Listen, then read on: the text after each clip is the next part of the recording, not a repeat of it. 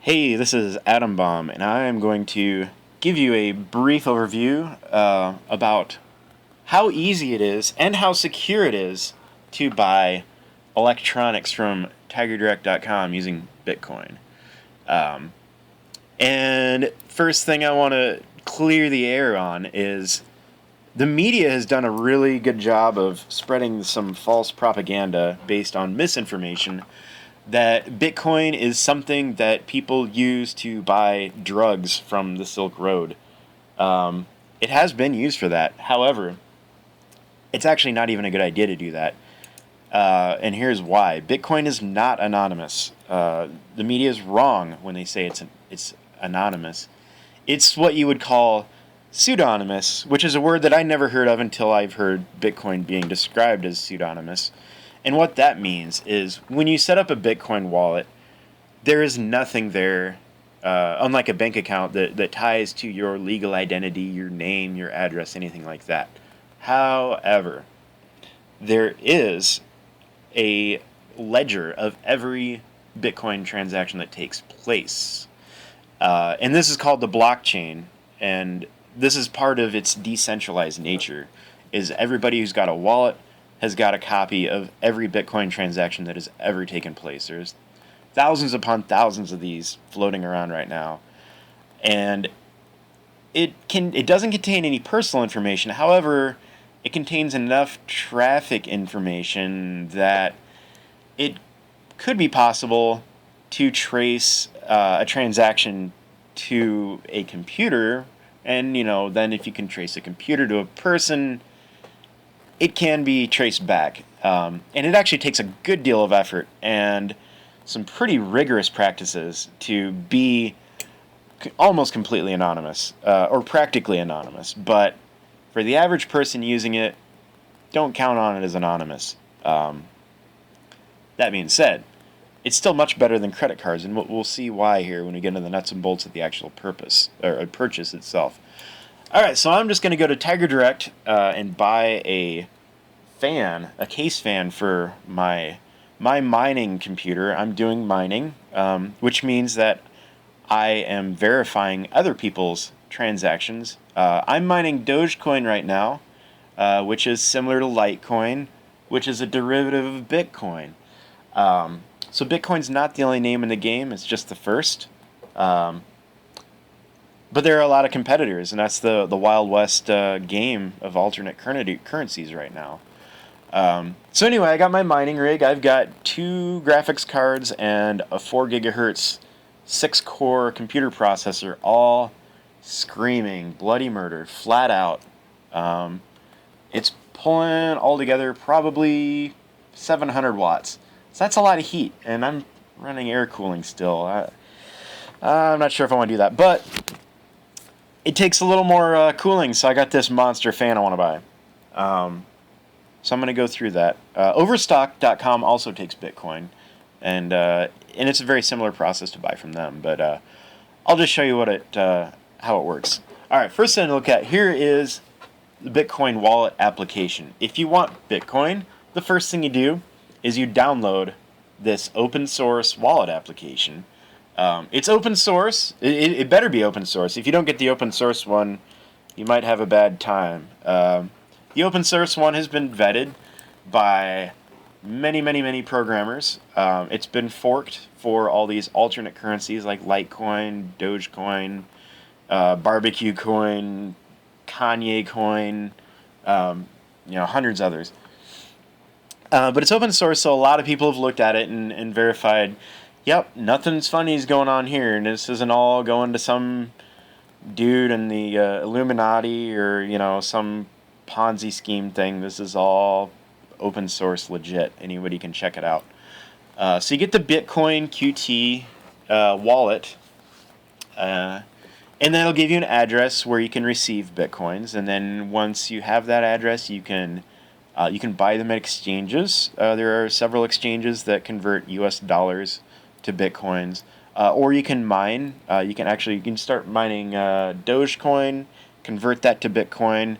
There's another one called Middlecoin, which is a very interesting one. That one, it has a 3% fee, but it we'll take whatever's most possible for script mining, like Litecoin or Dogecoin, that you can still do with a graphics card or a processor, and it'll just convert that to Bitcoin for you and pay you in Bitcoin. So there's a few ways you can get it. But once you get the address, you can receive Bitcoins. And you see, I don't have a whole lot here. This is like all the Bitcoin that I've got, I earned over the course of mining on a graphics card back in June of 2013, when you could still do it on a graphics card for a profit. And as of today, January 2014, that mining I did for 3 weeks worth of mining, I spent about $6 in electricity and earned about $300 US worth of Bitcoin at today's values. So there are plenty of calculators to look out there and see if you're paying more for electricity. So this whole hand wavy, how do you know if you're paying more for electricity?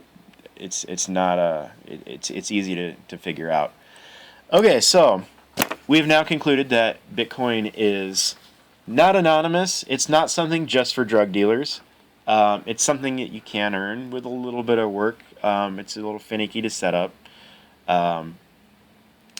But as far as paying with it, I'll show you how it's actually easier than a credit card and much more efficient and much more secure.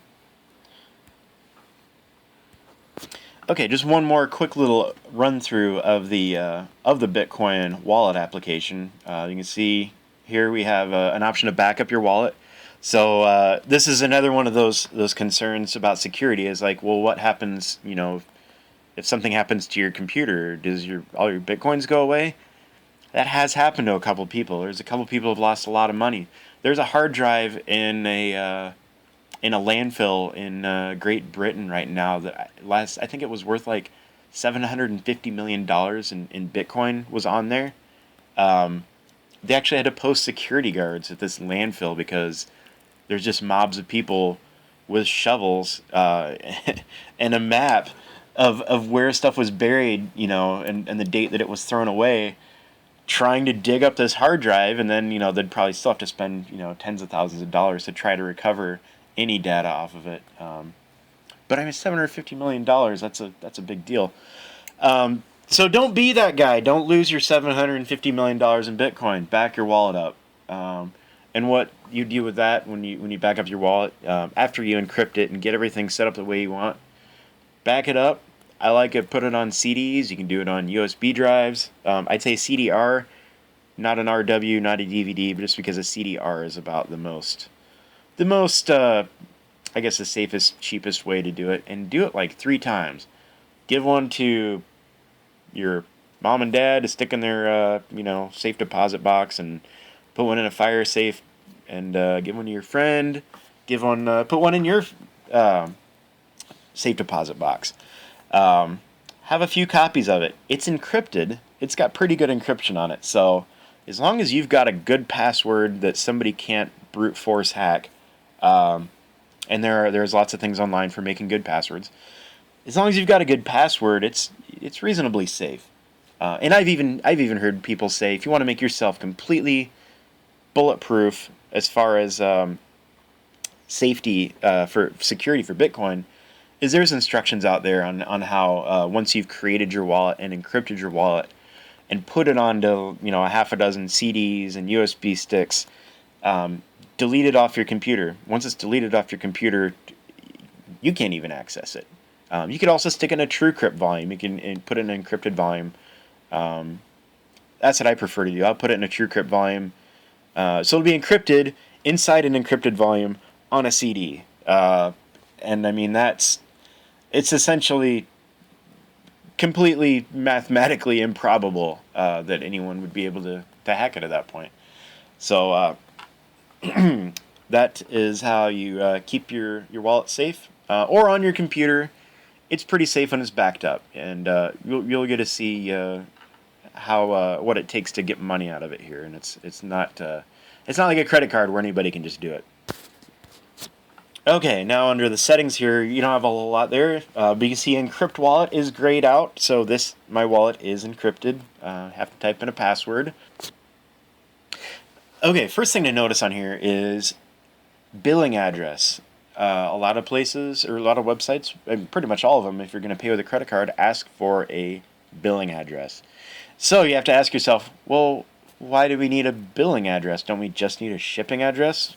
And this is just a reminder of the work it takes to try to keep credit card payments secure. Because again, by the construction of the credit card protocol, the network, how credit cards work, is if you have a credit card number, especially online, you can buy pretty much anything. That's all you need is the number. It's just you know, a little small numeric string. It's very very easy to commit fraud with. So there's a literal army of people working around the clock to try to not stay too far behind credit card fraud. And I say that because it still occurs. Despite all the measures we've taken, credit card fraud still occurs. I think I've had, it's about once a year I'll have one of my credit cards compromised, and I try pretty hard. The computer I don't see as a fault there. I don't click on clean my PC or any of those download virus links or any pretty good practices with regards to spyware, cleaning it off regularly, antivirus, computer updates up to date. But there's some things that can't be helped. Like for example, there was a scam at a local Applebee's where I used to live, and this was nothing to do with Applebee's. It has everything to do with guys not getting paid very much money working at a chain restaurant.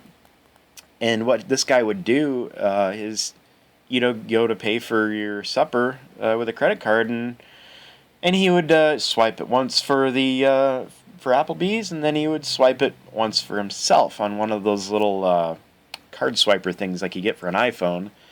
And that's not something Applebee's could have foresaw. That's not something a credit card company could have prevented. It's just an inherent weakness in buying things with credit cards. And in the end, who pays for it? The consumers do. We don't see it directly. They don't charge us for it. But anybody who accepts payment in credit cards ends up paying like a 3% fee. I think that's a going rate. So 3%. And if it's a big purchase, you're talking about something that's $1,000. That's a good $30. It adds up pretty quickly if you're doing any kind of big purchases.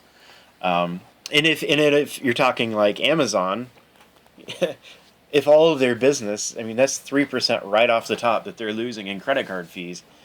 There's a lot of financial incentive. If they could pass that 3% onto the customer and increase their market volume, that could be a pretty big deal for any company, just to not have to deal with that added expense of employing armies of people to try to prevent fraud, and then just biting the bullet sometimes when fraud does occur, and there's nothing you can do about it. It's just a loss. So that's why we enter a billing address. That's why we enter the little 3-digit code on the back of the card. That's why we have the secure code thing come up. That's why we have, when you go on vacation, if you don't put a travel notice on your card, you could get your credit card cut off at a gas station, and now you're stuck somewhere until you call the credit card company and have them turn it back on. So this is stuff that we've just grown accustomed to.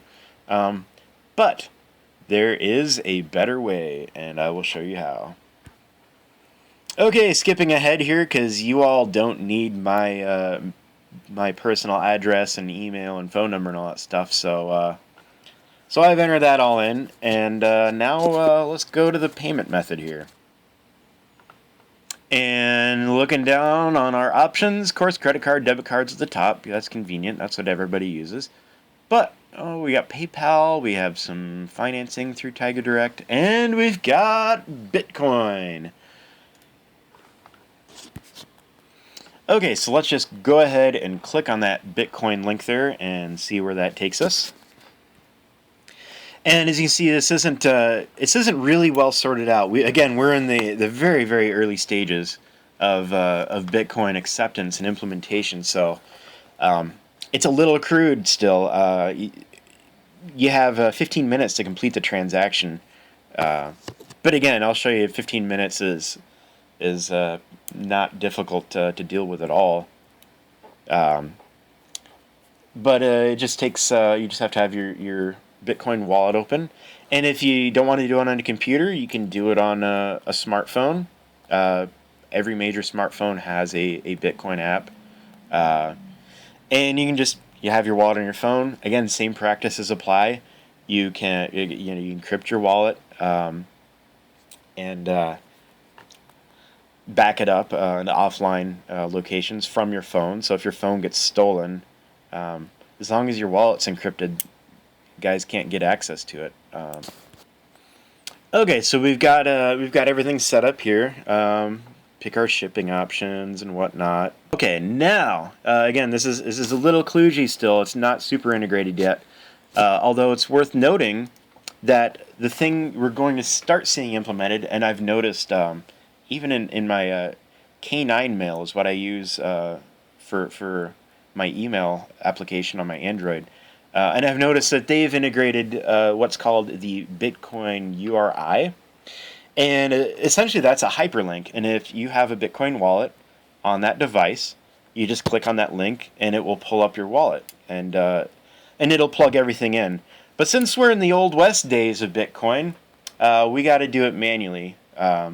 So it pops up the this window here, and you see it's got a QR code on there. So if I had the wallet on my phone, I could even just point it right at the screen, and then that would be pretty automated. I personally have no experience with it. I can't tell you how easily it works. I'm going to do it the old-fashioned way, using my Bitcoin wallet on my PC. It is 0.20283 Bitcoin is what the conversion rate comes through. First thing we want to do is copy the address. So that's the address that I send it to. And I put this label on there. This label it doesn't go to them. This is just for me. So for my own accounting purposes, all right, this is Tiger Direct. That's their address. So I know where my money has gone. Make sure that everything looks good because this is final. There's no take backsies on Bitcoin. Let's send it. All right, so we send it, and now I have to enter my password here. I'll go ahead and do that, and I'll blank that out because I don't even want you guys to see how many characters my password is. And it is sent. And there we go. Look at that. Popped up already. Man, that was, I tell you what, I'm pretty sure that was faster than credit card. I don't remember getting a confirmation that quickly. Kind of amazing, actually. It's much, again, as I've talked about, it's much more secure. If somebody's got that address, what are they going to do with it? By the Bitcoin protocol, the only thing they can do is send me money. So I mean, that's the really cool thing about it. And somebody would have to physically hack into my computer and hack into my wallet to get that. And honestly, I'd say it's a pretty low probability of that. So so this is something I feel a lot more secure with. I personally prefer to do Bitcoin transactions to credit card whenever I can, just because of that, because it is more secure and it is cheaper and it does promote. It promotes businesses to do business with Bitcoin. Stay tuned if you want more information on mining or whatever. I might have to whip one up on that. And thank you for watching.